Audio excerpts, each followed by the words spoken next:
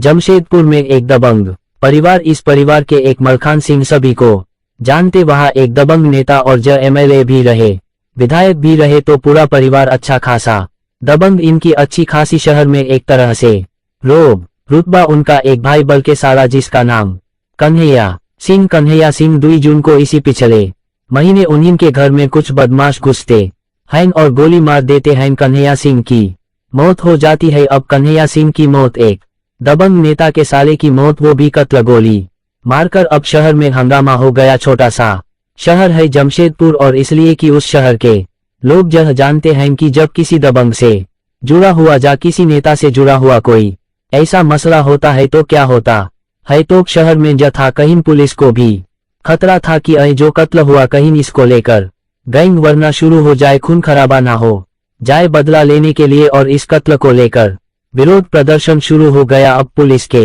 ऊपर दबाव बढ़ता गया, कातिलों को पकड़ो। तमाम नेताओं ने भी धरने प्रदर्शन चक्का जाम शुरू कर दिया। और चकी कांग्रेस से ताल्लुक था मलखान सिंह का, कांग्रेस के एमएलए रहे, तो कांग्रेसी नेता भी सब उतर सड़क पर। जो झारखंड के पूर्व मुख्यमंत्री हैं वह भी, उन्होंने इस कत्ल को लेकर अपनी बयान दिए। अब कांग्रेसी नेता सब धरना प्रदर्शन भी कर रहे हैं, शहर में लोग भी कर रहे हैं, और जो मलखान सिंह के लोग हैं जो चाहने वाले वह भी कर रहे हैं। पुलिस के ऊपर प्रेशर है, जहां तक कि मलखान सिंह ने अपनी तरफ से ऐलान कर दिया कि जो भी कातिल का सुराग देगा उसको वह लाख रख देंगे। अब मलखान सिंह अपने साले के कातिल के लिए लाख रख का इनाम देने का ऐलान कर रहे हैं, और पुलिस के ऊपर प्रेशर है कि कातिल को पकड़, जल्दी पकड़ो। मामला पॉलिटिकल हो गया अब, जहां से पुलिस अपनी तफ्तीश शुरू करती है। दबाव तो था ही था। अब पुलिस सबसे पहले घर वालों से तमाम चीज पूछताछ करती है, कोई ऐसी बात सामने नहीं आती जिससे पुलिस को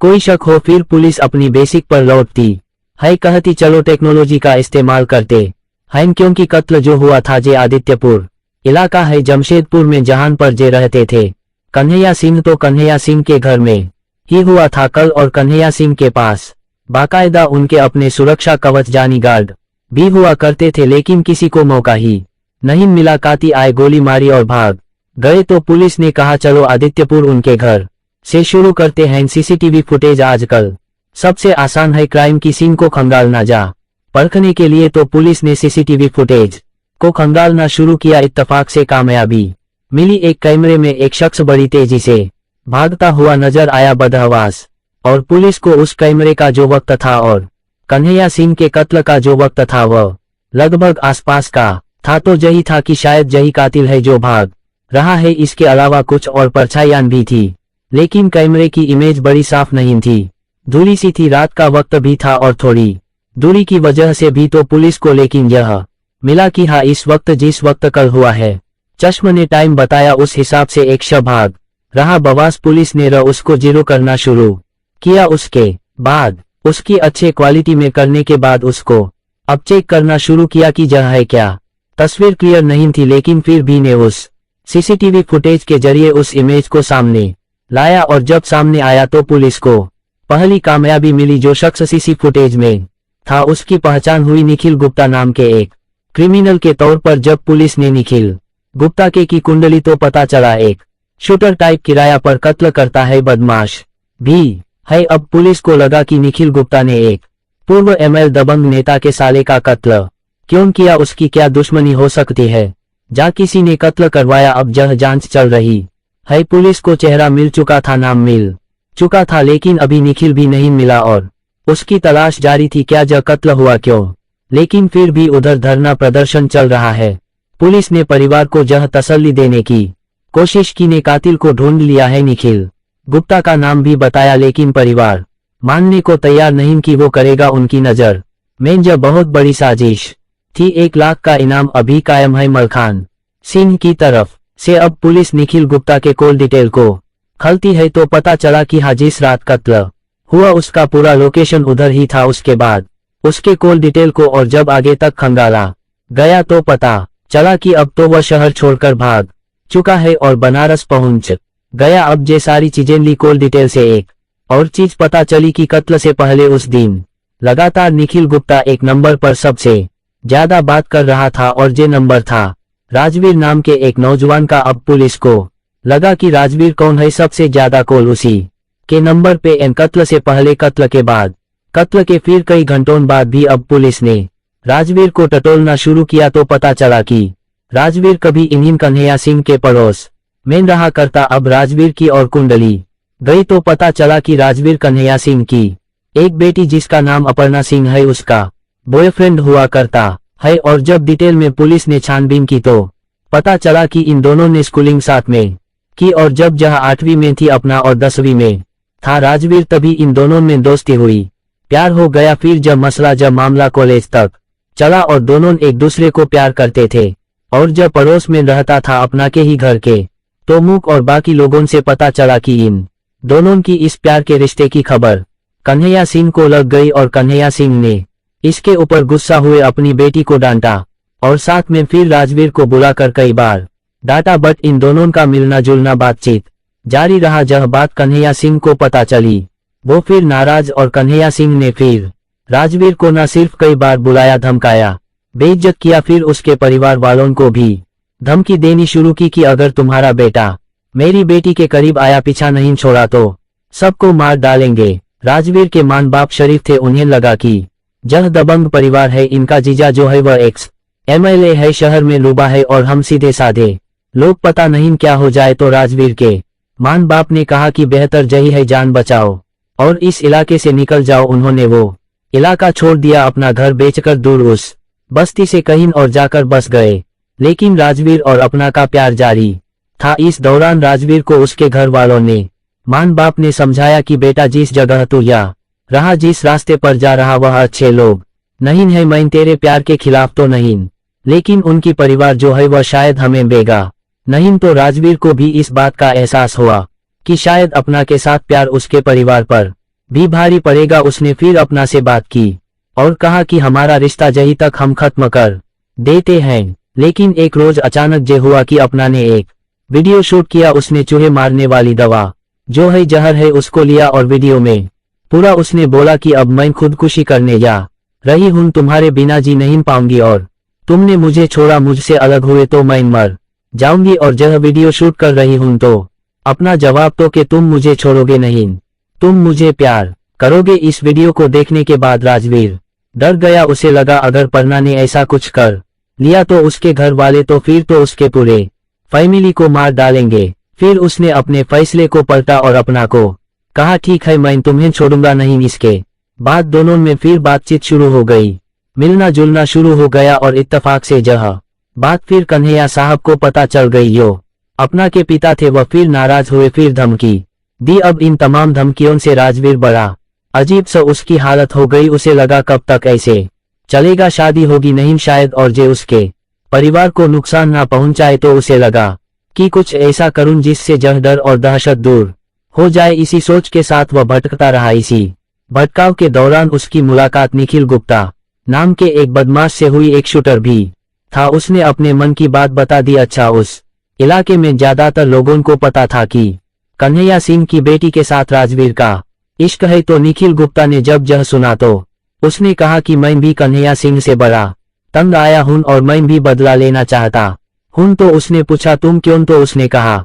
कि मैं कई बार उस इलाके में जाता हूं। कब वो बदनाम शख्स था निखिल गुप्ता क्राइम की दुनिया में, तो जब भी ने देखा तो उसे डांटा वाटा, अपने भाई की भी धमकी दी और इस इलाके में दिखाई दिए तो मार देंगे। तो उसने कहा बड़ी बेइज्जती फील हुई और मैं चाहता हूं कि कन्हैया सिंह को ठिकाने लगा दो। अब दो लोग एक साथ एक सोच के साथ आ गए, वह जय की कन्हैया सिंह को ठिकाने लगाते और इसी के बाद उन्होंने प्लानिंग शुरू की। अब पुलिस को पता चला इन दोनों की पहले तो निखिल गुप्ता के CDR से कि वो बनारस में, उसके बाद राजवीर के जब फोन के जरिए पता चला तो पता चला कि वो कोलकाता क्या वहां किसी फार्म हाउस में है। पुलिस की टीम पहुंचती है झारखंड की दोनों जगह और सही सूचना थी तो बनारस से एक और कोलकाता से दूसरा। इन दोनों को गिरफ्तार कर जमशेदपुर ले आती है। जमशेदपुर लाने के बाद शुरू में दोनों इधर उधर भटका है पुलिस को, लेकिन फिर आखिर में सारी सच्चाई बता देते हैं। अब पुलिस ने लगभग सुलझा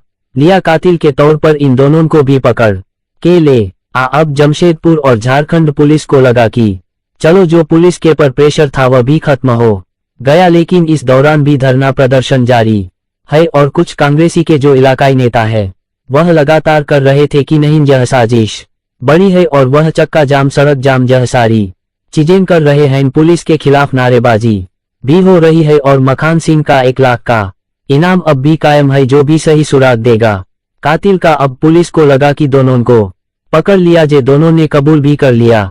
लोग मान नहीं रहे। पुलिस ने फिर से इंक्शन करना शुरू किया, पूछता शुरू कि इसके बाद राजवीर से उसने पूछा कि तुम एक शरीफ घर के लड़के हो, चलो निखिल गुप्ता तो है वो क्रिमिनल बैकग्राउंड का है, तुम प्यार करते हो तो और भी रास्ता था, तुम उसको लेकर भाग सकते थे, जा कुछ और कर सकते थे, तो उसके ही पिता को मारने का क्या मतलब। इसके बाद राजवीर ने कहा सुनाई और इस कहानी को सुनने के बाद पूरा जमशेदपुर शहर एक बार फिर से चौंक उठा। कहानी कुल जे थी कि स्कूल से ही दोनों मिले, दोनों में प्यार हुआ, फिर कॉलेज पहुंचे, रिश्ता कायम रहा। धीरे धीरे वक्त बीता लेकिन अपर्णा के पिता को यह बात पता चली अपर्णा की शादी वह कहीं और करना चाहते थे। अपर्णा राजवीर से करना चाहती थी, राजवीर से वो करना नहीं चाहते थे और यह बात धीरे धीरे अपना के मन में बैठ गई कि उसके घर वाले शादी करने नहीं देंगे और वो शादी के लिए जिद में थी कि वो करेगी तो राजवीर से, और कोई रास्ता उसे नजर नहीं आ रहा था। पिछले बर्थडे में अपर्णा का बर्थडे उसके घर वालों ने बड़ी धूमधाम से मनाया। उसके पिता ने भी कहा कि चलो अब इसको भुला देते हैं राजवीर और उसकी कहीं अच्छा लड़का देखकर शादी कर देते हैं। उन्होंने इस बर्थडे पे लाख की हीरे की एक अंगूठी अपनी बेटी को तोहफे में दी। कन्हैया सिंह ने अपर्णा को अपनी बेटी को बर्थडे के बाद लगा सब कुछ ठीक ठाक है, लेकिन अपना कुछ और सोच कर बैठी थी। उसे मालूम था कि जब तक उसके पिता है उसकी ख्वाहिश कभी पूरी नहीं होगी कि राजवीर से उसकी शादी हो जाए। इसी के बाद उसने एक दिन राजवीर से कहा, उसने कहा कि देखो मैं तुम्हारे बिना एक दिन वीडियो बनाई थी कि मैं जहर खाकर मर जाऊंगी, अब मुझे लगता हमारे बीच में अगर कोई आएगा तो उसको भी बचने और रहने का मतलब नहीं है, और हमारे और तुम्हारे इस रिश्ते के बीच में सबसे बड़ी दीवार मेरे बाप है, तो अगर मेरे बाप को रास्ते से हटा दो तो शायद हमारा मसला हल हो जाएगा। उधर राजवीर भी अपने परिवार और उसकी जो बेइज्जती हुई थी वह उसके अंदर एक तरह से बदला लेने की एक वो थी कि वो बदला लेना चाहता है। अब लगा कि जब एक बेटी ही अपने बाप को रास्ते से हटाने की बात कर रही है तो वो भी तैयार हो गया। इसके बाद तय हुआ कि ठीक है, और इसी दौरान गुप्ता से मुलाकात हो गई। निखिल गुप्ता ने कहा ठीक है मैं गोली मारूंगा, लेकिन एक पिस्टल की जरूरत पड़ेगी, अब क्या करें। एक और लड़के की एंट्री होती है जो वही के कांग्रेसी नेता का नाबालिग बेटा है। उसकी दोस्ती पटना में कुछ लोगों से थी। वह वाहन पहुंचते हैं और करीब 7,000 रप में कट्टा खरीदते हैं। इस दौरान में 2 जून को अब जहां से शुरू होती है प्लानिंग, बल्कि शुरू हो गई 1 जून से। 1 जून को अपना कहती है कि मेरे पापा कल 2 जून को सोनपुर जाएंगे बिहार, और वाहन कोई होगा नहीं तो तुम आसानी से वहां उनको रास्ते से हटा सकते हो। इसके बाद निखिल साथ में राजवीर और वह नाबालिग बच्चा जमशेदपुर से सोनपुर के लिए निकलते हैं। वाहन जाते हैं जिस जगह पर सारा टपर लोकेशन अपने बाप का खुद अपना इन कातिलों को देती और अपने प्रेमी को उधर अंगूठी उसने दे दी थी। अपना ने कहा कि ठीक है कातिल का इंतजाम करो। गोली चलाने वाले का राजवीर ने निखिल गुप्ता का इंतजाम किया। निखिल गुप्ता ने कहा कि मेरा इसमें फायदा क्या है, मुझे पैसे चाहिए, तो उसे 5,000 रप कैश एक शराब की बोतल दी गई। उसने कहा जह कम है, तो उसने कहा जह लो। अपना ने अपने पिता की हीरे की अंगूठी जो जन्मदिन पर उसको तोहफे में मिला था वह राजवीर को दिया और कहा कि अगर पैसे कम पड़े तो जह कातिल को दे देना। के पास पैसे थे नहीं, उसने 000 और शराब की बोतल के अलावा कहा चलो इसकी कीमत 1 लाख रप, अंगूठी तुम सुपारी के तौर पर रख लो। निखिल ने वह अंगूठी रख ली। इसके बाद जह लोग सोनपुर पहुंचे। कट्टा ले चुके थे, लेकिन वाहन देखा कि काफी भीड़ और उस भीड़ में गोली चलाकर भागना मुश्किल है, तो इनका इरादा वही खत्म हो गया। प्लान ड्रॉप हो गया और जह लोग बिना कन्हैया को गोली मारे वाहन से वापस लौट आए। अब अपना ने कहा कि मैं तुम रिफॉर्म करती रहूंगी, कब मेरे पापा अकेले होंगे। 2021-22-23 गुजरता रहा। 2 जून की शाम को अचानक अपना ने कहा कि आज कुछ फंक्शन है किसी एक घर में, तो पापा लेट आएंगे, और जब लेट आएंगे तो सन्नाटा होगा मेरे घर के आसपास, तो आज मौका है। 2 जून की रात को पहले से ही उसने निखिल गुप्ता और राजवीर को अपने घर में बुलाया और छत पर छुपा दिया। देर रात इसके फादर लौटते हैं। जैसे ही वो घर में सीढ़ी पर चढ़ होते निखिल गुप्ता कट्टा निकालता है और गोली मार देता है और उसके बाद वो लोग वहां से भाग जाते हैं। और इस तरीके से एक बाप ने जो अपनी बेटी को जन्मदिन पर तोहफे में हीरे की अंगूठी दी, बेटी ने वही अंगूठी अपने उसी बाप के सुपारी के नाम कर दी। अब दूसरा जगह इधर जीजा जो है उधर मलखान सिंह, उन्होंने 1 लाख का इनाम का ऐलान कर रखा है। नेता जो है सड़क पर प्रदर्शन कर रहे और उस पूरे धरना प्रदर्शन को कातिलों को पकड़ने के लिए जो लीड कर रहा था एक नेता कांग्रेस का, उसका अपना नाबालिग बेटा। पता चला कि इस पूरे कत्ल की साजिश में वह भी शामिल है और जहां जो शामिल है नाबालिग, इसने कत्ल के लिए वह कट्टा दिलवाया पटना से साज के दरमियान। तो जो लोग कातिल को पकड़ने के लिए, कातिल की गिरफ्तारी के लिए पुलिस पर दबाव डाल रहे थे, धरना प्रदर्शन कर रहे थे, पता चला कि उन्हीं में से एक इस कत्ल की साजिश में शामिल है। और जो लोग कातिल को पकड़ने के लिए गुस्सा हो रहे थे और जो खुद परिवार के लोग इनाम का ऐलान कर रहे थे 1 लाख रुपए, पता चला कि कातिल कोई और नहीं उनके ही अपने परिवार की एक बेटी है। यह बात सुनकर किसी को यकीन ही नहीं हुआ, लेकिन पुलिस के पास सारे पुख्ता सबूत थे। वो सीडीआर डिटेल, रिलेशन, बातचीत, दोनों की लोकेशन, अपना के साथ उसका रिश्ता और कातिल के पास निखिल गुप्ता के पास से बरामद हीरे की वह अंगूठी जो बता और सुपारी दी गई थी, यह सारे सबूत काफी थे। और इसी के बाद फिर पुलिस ने अपना को उसके घर से गिरफ्तार किया, जिसके बाद के कत्ल के लिए लगातार धरना प्रदर्शन चल रहा था। कातिल घर में ही था, खुद अपर्णा के अपने घर वालों को यकीन नहीं हुआ। कन्हैया के जीजा मलखा जिन्होंने ऐलान किया था, उन्हें भी पछतावा हुआ कि उन्होंने क्या किया। और वो कांग्रेसी नेता जिन्होंने धरना प्रदर्शन किया था, उनका अपना नाबालिग बेटा भी इसमें निकलेगा, उन्हें भी यकीन नहीं था। तो इस तरीके से इस कहानी का क्लाइमेक्स सामने आया।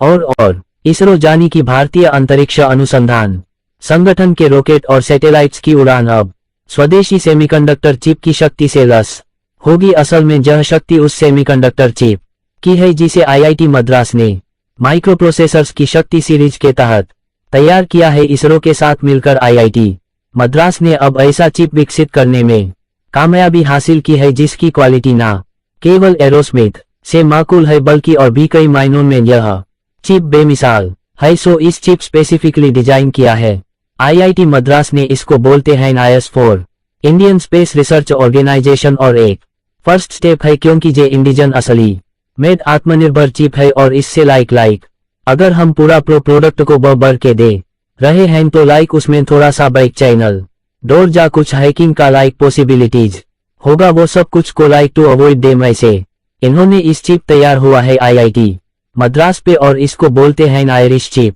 4। इसरो जे तो पहला कदम है इस शक्ति चिप को तैयार करने में। इसरो के साथ आईआईटी मद्रास में कंप्यूटर विज्ञान और इंजीनियरिंग विभाग के Pratap Subramaniam centre for digital intelligence and secure hardware architecture का बड़ा रोल रहा है। इस तरीके से इस शक्ति चिप के पीछे की सोच से लेकर इसे बनाकर तैयार करने का पूरा काम भारत में ही हुआ है। इस चिप का आइडिया और डिजाइन तिरुवनंतपुरम के इसरो इनर्स सिस्टम यूनिट का था। आईआईटी मद्रास ने इस प्रोजेक्ट को अंजाम तक पहुंचाया। इस चिप का निर्माण चंडीगढ़ की सेमीकंडक्टर लेबोरेटरी में और पैकेजिंग कर्नाटक के पेजनहली में डेटा एडवांस सिस्टम लिमिटेड में की गई। इसका mother board printed circuit board Gujarat में बनाया गया और चेन्नई की एक कंपनी ने इसे असेंबल और माउंट किया, जबकि इसे सॉफ्टवेयर का विकास और बूटिंग आईआईटी मद्रास में किया गया है। इसरो के लिए शिप का निर्माण आत्मनिर्भरता की ओर बड़ा कदम है क्योंकि भारतीय रॉकेट्स और सैटेलाइट की लॉन्चिंग के लिए ऐसे खास विदेशी पुर्जों पर निर्भरता में कमी आ सकेगी और अपनी तकनीकी सुरक्षा मुमकिन हो सकेगी। और साथ ही साथ आईआईटी मद्रास के लिए सेमीकंडक्टर और चिप टेक्नोलॉजी के क्षेत्र में किए गए काम की यह शानदार इबारत भी है। खास बात यह है कि शक्ति chip open source instruction set architecture RISC जानी रिड्यूस इंस्ट्रक्शन सेट कंप्यूटिंग पर आधारित है। इसका मकसद स्वदेशी माइक्रोप्रोसेसर प्रोडक्ट को बढ़ावा देना है ताकि अपनी जरूरत के मुताबिक इनमें बदलाव और इनका इस्तेमाल किया जा सके। माइक्रोप्रोसेसर सभी सिस्टम में एक प्रोग्रामेबल एंटिटी होगा। यह माइक्रोप्रोसेसर है और उसमें कुछ सिक्योरिटी वल्नरेबल हो तो वह सब कुछ सिस्टम्स को कंप्रोमाइज कर सकता है। इसीलिए ही हम आत्मनिर्भर माइक्रोप्रोसेसर यह स्ट्रेटेजिक प्रोग्राम के लिए बहुत आवश्यक है। आपको बता दें, आईआईटी मद्रास ने इससे पहले साल 2018 और 2020 में भी सेमीकंडक्टर चिप तैयार किए थे और अब इस संस्थान में नए शक्ति चिप का विकास इस बात का पुख्ता सबूत है कि पूरा सेमीकंडक्टर इकोसिस्टम और विशेषज्ञता देश में ही मौजूद है। इसके लिए भारत को दूसरे देशों का मुंह देखने की जरूरत नहीं। भारत में आत्मनिर्भरता और स्वदेशी तकनीक के विकास की दिशा में यह एक बड़ी उपलब्धि है। आईआईटी मद्रास द्वारा विकसित शक्ति चिप अब इसरो के अंतरिक्ष कार्यक्रम में उपयोग की जाएगी, जो देश के सेमीकंडक्टर और माइक्रो प्रोसेसर क्षेत्र में आत्मनिर्भरता को दिखाती है। ब्यूरो।